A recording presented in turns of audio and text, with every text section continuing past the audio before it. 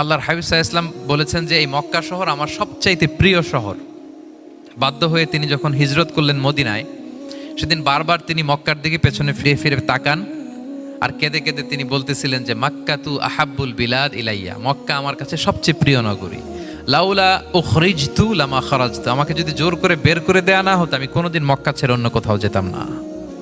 আল্লাহর হাবিব সাল্লাল্লাহু আলাইহি ওয়াসাল্লামের সবচেয়ে প্রিয় শহর ছিল মক্কা, এবং এটা আল্লাহর হাবিব সাল্লাল্লাহু আলাইহি ওয়াসাল্লামের জন্মস্থান।